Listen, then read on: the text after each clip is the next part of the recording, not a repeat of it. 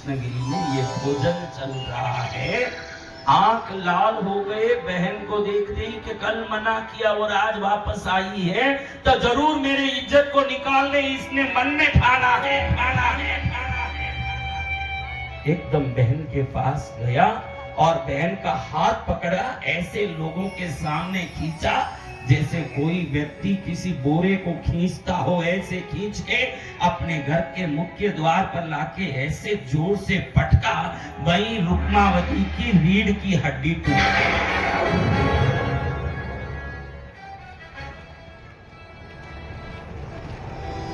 एकदम दुखी होकर के वहीं पड़ गए। बच्चे घबरा गए, कभी ऐसा देखा नहीं कि किसी के साथ अपनी माँ का इस प्रकार से दुर्व्यवहार होता हो। गरीब थे, अपने घर में थे, अब ये व्यवहार होने के बाद इतनी दुखी हुई। रुक्मावती सरक नहीं सक रही है, जैसे सांप रेंग रहा हो ऐसे धीरे से रेंग के उस घर के दहलीज से बाहर निकली और बाहर आई। बच्चे रो रो के बिलक रहे हैं कि हमने माँ को यहाँ लाके बड़ी गलती की, अब माँ को हम उठा तो नहीं सकते, छोटे हैं, इसको कैसे पकड़े। अब गरीब की कौन सहयोग करे भैया, रीढ़ की हड्डी टूटी पड़ी है, कोई नजदीक भी जाके पूछने वाला नहीं, उसके कपड़े फटे हुए, उसका शरीर गंदा, कौन नजदीक जाएगा।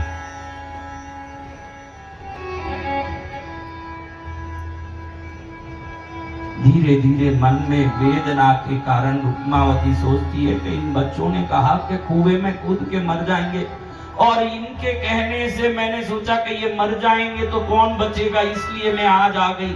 अब जी के भी क्या करेंगे, मैं भी जाके मर जाती हूँ और इनको भी साथ में ले जाके मार देती हूँ। इसने फैसला कर लिया कि तीनों बच्चों को साथ लेके मैं कुएं में कूद के आज आत्महत्या करूँ। तीनों बच्चों को, जो बच्चे पीछे पीछे चल रहे, माँ सर्प की तरह रेंगती रेंगती गांव की कुएं की ओर जा रही है। बहुत बड़ा कुआं, ऊंडा कुआं, ऊपर से कोई गिर जाए हड्डियां भी गिनने को नहीं बचे, ऐसा कुआं। उस कुएं में पड़ के मरूंगी। बच्चे पीछे पीछे जा रहे हैं, माँ का मन बच्चे समझ नहीं सके। धन्य है प्रभु को जिन्होंने हमारे मन के भावों को पढ़ने की शक्ति किसी को नहीं दी। अगर हमारे मन के भाव को पढ़ने की शक्ति प्रभु सबको दे देता, आज हमारा कोई रिश्ता या मित्र ही नहीं होता। देख लो,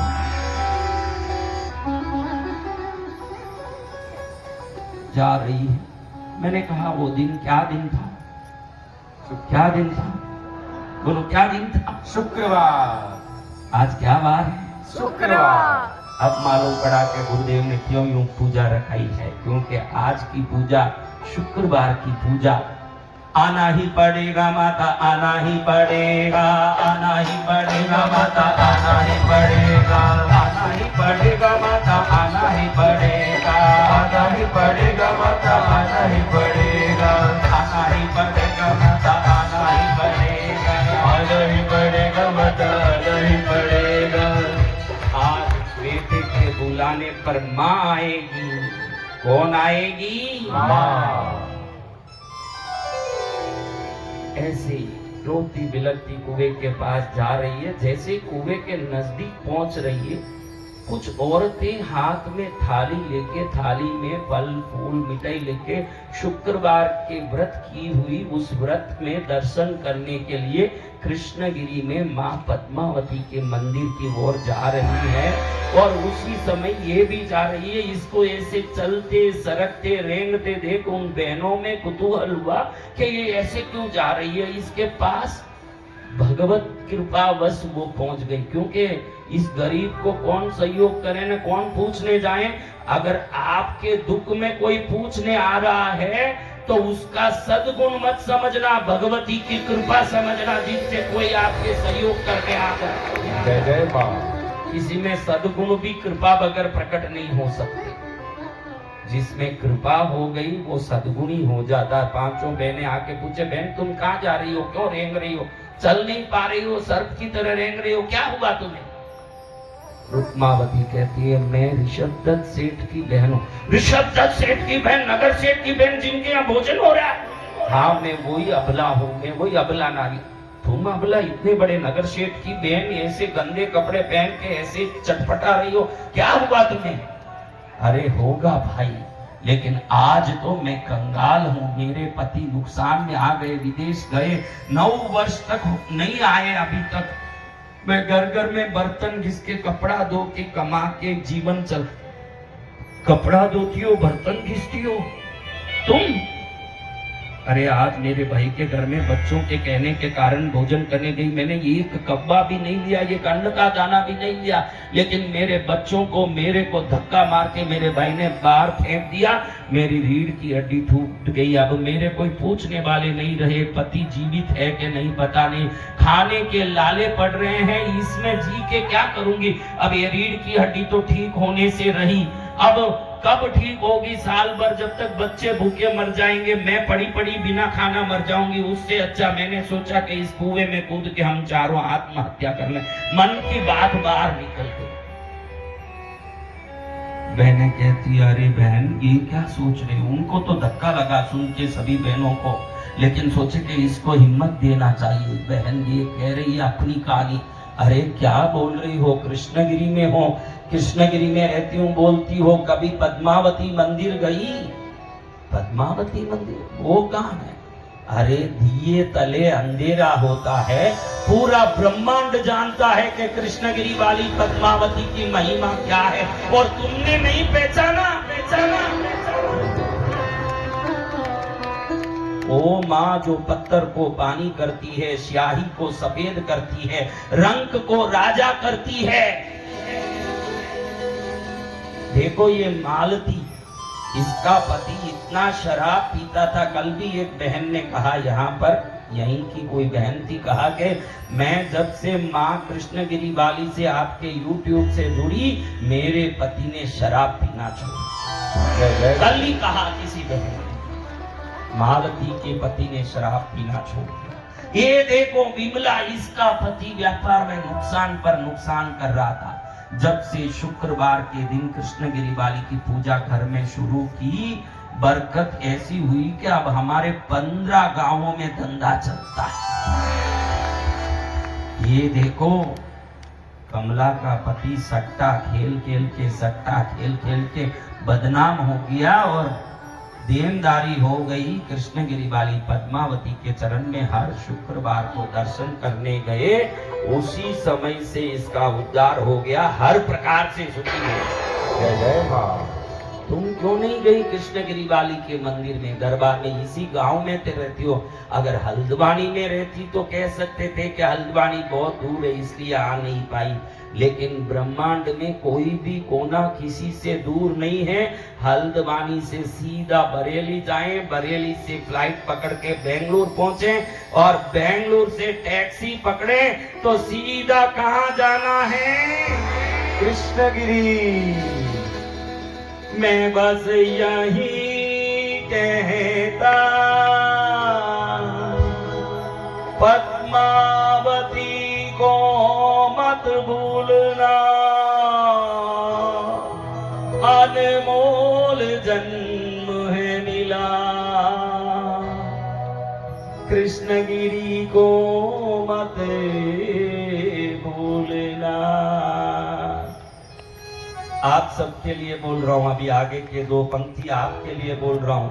चालो रे कृष्णगिरी। हाँ, स्थिति बदले, संसार की माया में पड़े हो। अब देखो रोए आदमी कहें पत्नी को कि कुछ नहीं हो रहा है, मैं विदेश जाऊंगा, कमा के आऊंगा, 2 पैसा होगा तो मुझे भी इज्जत होगा। तेरे गहने भी बिक गए, अपना घर भी बिक गया, ये झोपड़ा है रह गया, बर्तन भांडे सब बेचना पड़ा, 2 बेटे हैं अपने और तू गर्भिणी भी है। इस हालत में कैसे घर चलेगा?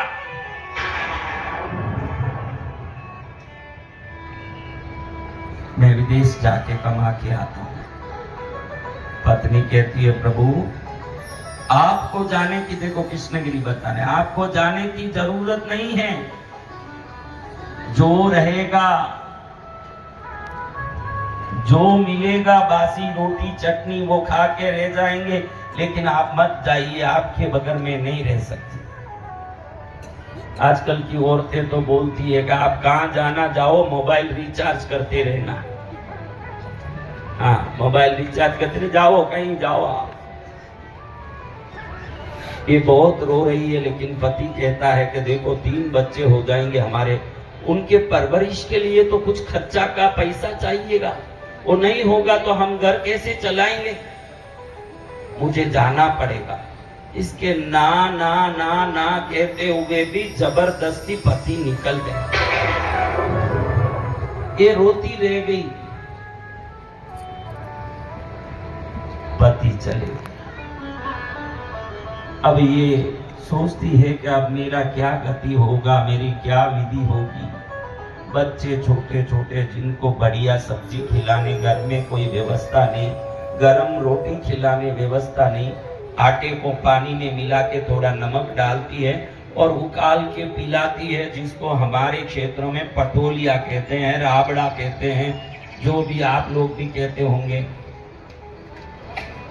ये बच्चे इसके सिवाय कुछ प्राप्त नहीं कर पा रहे हैं, खाली कभी भी देखो आटे का गोल, उसके सिवाय कुछ नहीं। बड़ी दुखी हो रही है। पहनने को पीतल की भी चूड़ियां नहीं है, दोनों हाथ खाली, गला खाली, जहाँ मंगलसूत्र था वो भी गया, बेच दिया, कुछ नहीं, पूरा शरीर खाली पड़ा। एक फटे हुए साड़ी पहन के बैठी है। इसी गांव में इसका भाई कैसा है, नगर से। आपको भी थोड़ा तो इसमें कुछ बच्चियों को अंदाजा होगा कि पैसे वाला भाई, उसकी पत्नी, पुण्यशालियों के घर में ही अपनी बहन का आदर देते हैं, बाकी जगह मिलना मुश्किल है। आपको भी कई लोगों का अनुभव होगा। अभी ये भाई कभी इस बहन को बुलाता ही नहीं, सोचता है कि ये फटी कपड़े पहन के आएगी तो हमारा इज्जत जाएगा, इसको अपनी जगह रहने दो, इसको बुलाना नहीं। पैसे नहीं होने के कारण बहन के साथ संबंध विच्छेद कर दिया। क्या कर दिया? संबंध विच्छेद।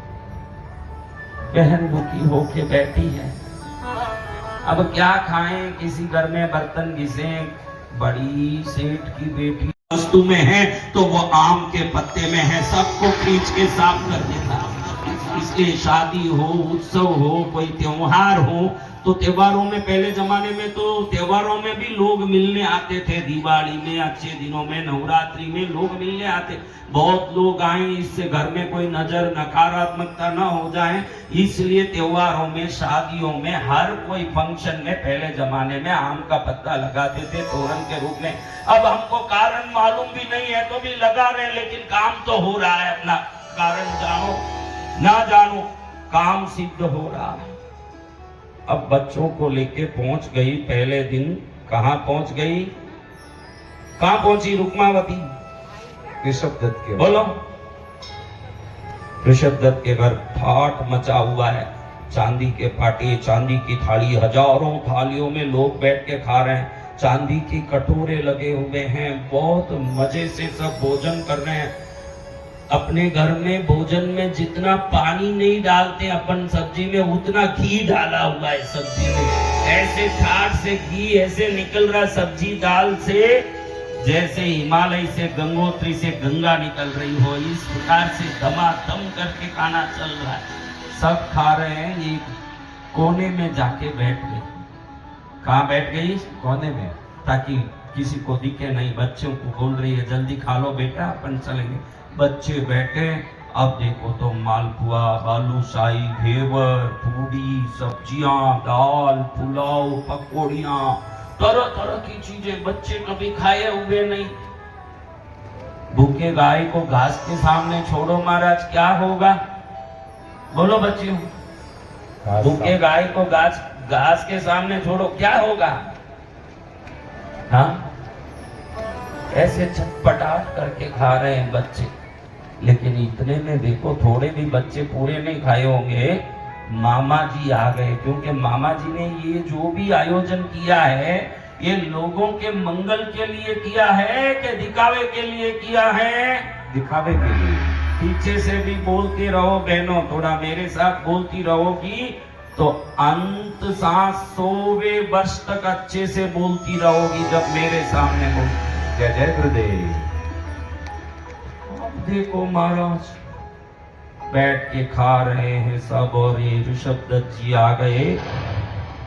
इधर पहने हुए हैं हीरे की अंगूठी, इधर पहने हुए हैं मोती, क्योंकि मोती का उंगली है, ये हीरे की उंगली है, ये नीलम की उंगली है, ये पुखराज की उंगली है, ये माणक की उंगली, सब पहने हुए हैं 10 अंगूठे बड़े बड़े सब। इसे पहन के पत्नी ने पहले कह दिया है कि ऐसे बना नमस्कार करोगे किसी को तो अंगूठी नहीं दिखेगी, इसलिए इस पूरे कार्यक्रम में जहां भी जाओ ऐसे नमस्कार करना। कैसे करना? ऐसे, ताकि सबको अंगूठी दिख सके अच्छे से। जय जय श्री राम, जय राम जी, जय राम जी की आपको।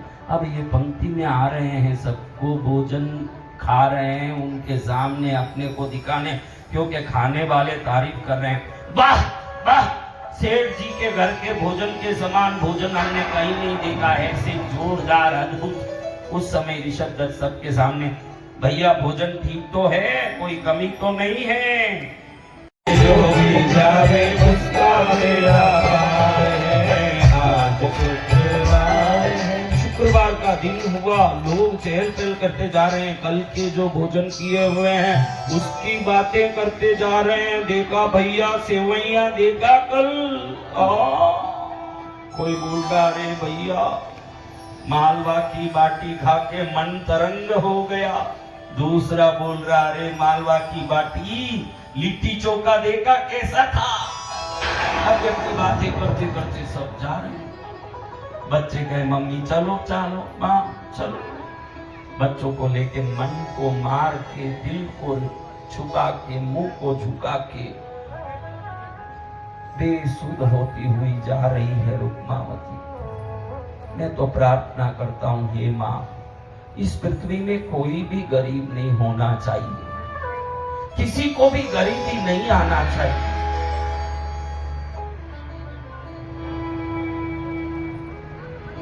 कभी फुर्सत हो तो पद्मावती निर्धन के घर भी आ जाना, कभी फुर्सत हो तो पद्मावती निर्धन के घर भी आ जाना, जो रूखा सूखा दिया हमें माँ उसका बोझ लगा जाना, जो रूखा सूखा दिया हमें माँ उसका बोझ लगा जाना।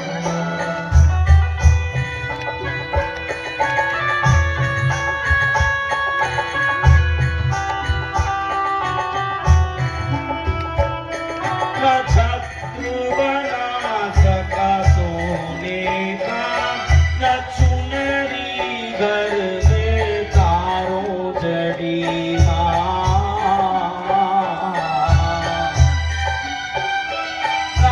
छत्र बना सका सोने का, न चुनरी घर में तारों जड़ी।